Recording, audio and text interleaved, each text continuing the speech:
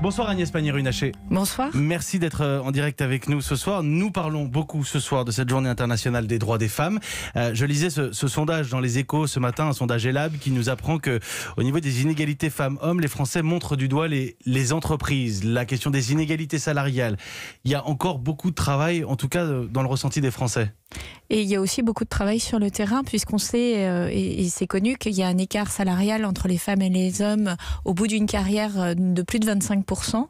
Et lorsque vous comparez entre un homme et une femme sans enfant, il est de l'ordre de 7%. Lorsque c'est entre un homme et une femme avec enfant, vous retrouvez cet écart qui est massif. Et donc, il y a effectivement un éléphant dans la pièce et il va falloir le traiter. C'est tout l'enjeu de l'index de la loi sur l'égalité professionnelle que nous avons lancé, qui vise à pointer d'abord dans les entreprises de 1000 salariés, mais on va descendre sur des entreprises plus petites, ces écarts autour de les meilleures rémunérations, combien d'hommes, combien de femmes, mais également les promotions.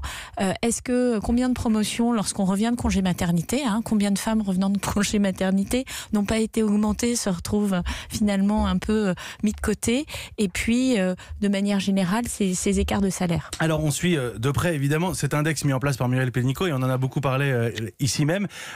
Les entreprises publiques ou les entreprises dont l'État est actionnaire, est-ce qu'elles sont exemplaires?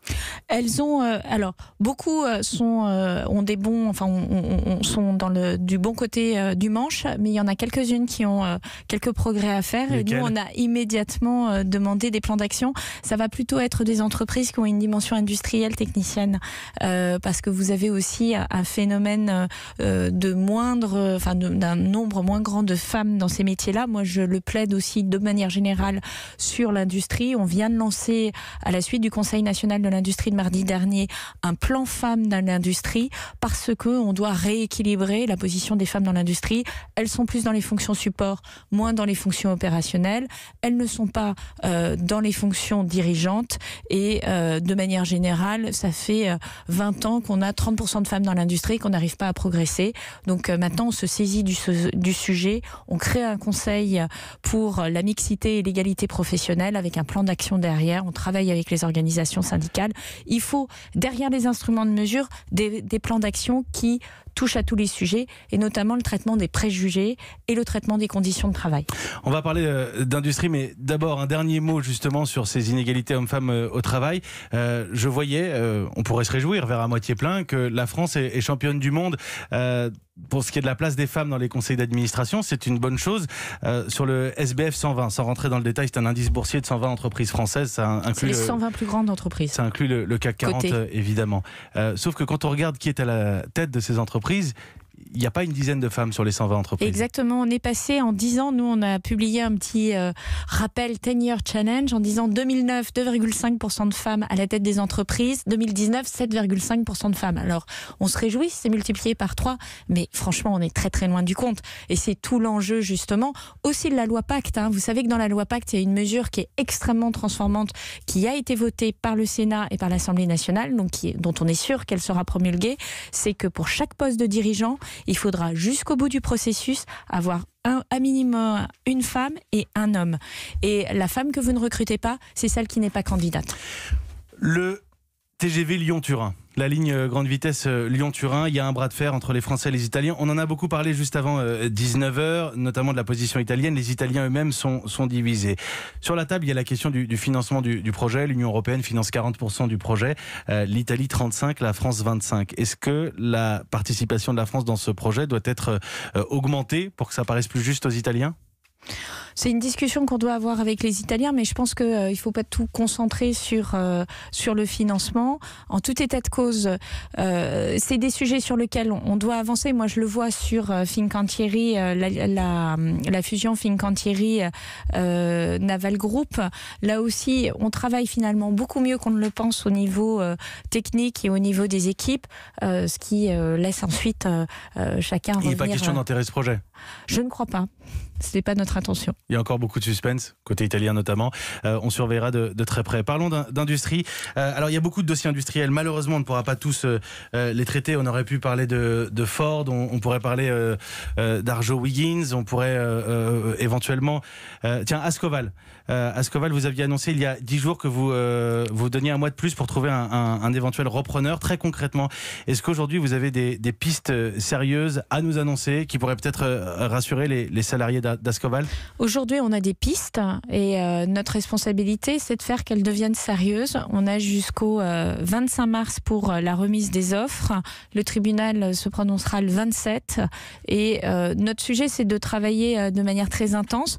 Le côté positif de tout le travail qui a été mené depuis plus d'1 an maintenant, c'est qu'en fait on a on a tout le paquet qu'on peut présenter à des entreprises potentiellement repreneurs, c'est-à-dire on a quel accompagnement par l'État sur la formation, sur les montants mis par l'État, la région et l'agglomération. On a une très bonne connaissance du dossier, donc ça fait gagner du temps aux repreneurs potentiels. Après, suspense jusqu'au 25 mars. Suspense jusqu'au 25 mars, mais des pistes sérieuses. Mais des pistes il y a plusieurs repreneurs potentiels. Des pistes raisonnables. Des pistes raisonnables. Trop tôt pour en dire plus. Si vous voulez, il faut se mettre à la place des 280 salariés et de leurs familles. C'est extrêmement anxiogène comme moment. Donc, leur faire passer par le toboggan des émotions, je reprends espoir, je redescends, je pense qu'on leur doit le maximum de respect et de sérieux. Et jusqu'ici, moi, je les ai rencontrés à plusieurs reprises. Ils se sont montrés à la fois très solides, mais quand vous avez dans une réunion des responsables syndicaux qui sont au bord des larmes, je peux vous dire que ça secoue. Alors Agnès Pannier-Runacher, laissons Ascoval un instant, même s'ils sont concernés évidemment. Sur ces dossiers industriels, je citais Ford, j'aurais pu aussi parler des fonderies du Poitou. Que répondez-vous à ceux qui ont le sentiment que le politique ne peut plus, n'a plus de levier d'action? Vous avez beau vous déplacer dans les usines, il y a eu de grands discours, de grands mots qui ont été utilisés du côté du gouvernement. On a le sentiment que ça ne marche pas. Moi, je réponds qu'au contraire, les chiffres et les faits sont têtus. C'est-à-dire que ça fait depuis 2 ans, et c'est totalement inédit si vous regardez les 20 dernières années, que l'emploi industriel progresse en France, qu'il y a plus de sites créés que de sites qui sont fermés. Et lorsqu'on met le projecteur sur quelques histoires qui tournent mal, on oublie aussi de mettre le projecteur sur les 3000 emplois qu'on a sauvés chez William Saurin, les 900 emplois qu'on a sauvés chez Doux, les emplois qu'on a sauvés chez AR Industrie. Et puis, on ne parle pas des nouveaux sites. Lorsque Toyota investit 300 millions d'euros sur son site de Valenciennes, c'est plus de 1000 emplois qui sont créés. Lorsque Daimler construit sa première voiture électrique, elle ne la construit pas en France, en Allemagne, là où elle aurait naturellement pu la construire, elle la construit en France. C'est un sacré hommage qui est rendu à l'industrie française. C'est 500 millions d'euros investis. Donc, l'industrie va mieux.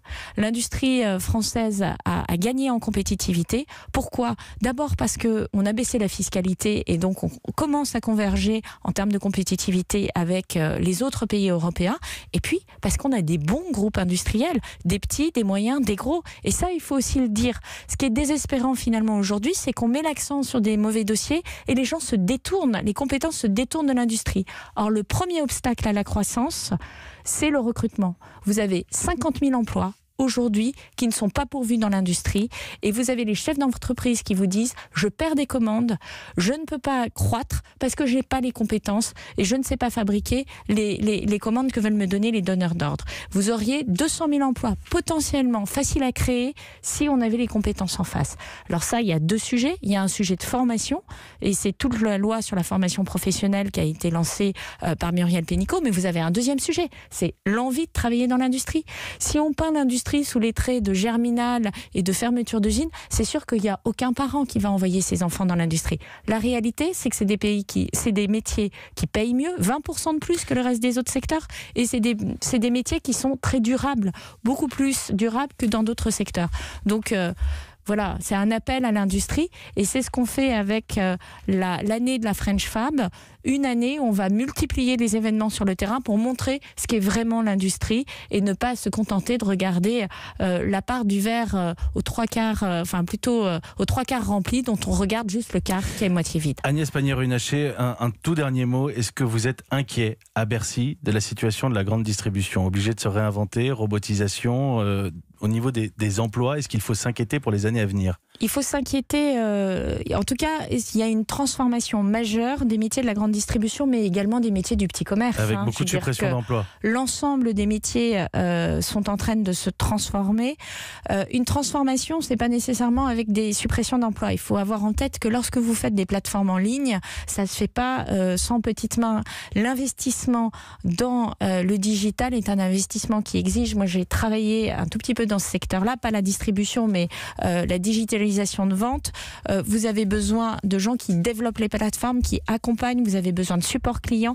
C'est un changement drastique de modèle, mais ça ne veut pas dire que vous vous privez de compétences, ça veut dire que vous changez de compétences. Et c'est tout le pari qu'il faut faire de comment on accompagne ces transformations et comment on fait pour que ce soit des plateformes françaises et pour que ce soit des commerçants français, de la grande distribution française qui gagnent sur ce sujet-là en termes d'emploi. Merci beaucoup Agnès Pannier-Runacher d'être venue dans le studio d'Europe 1 ce soir, secrétaire d'État auprès du ministre de l'économie et des Finances.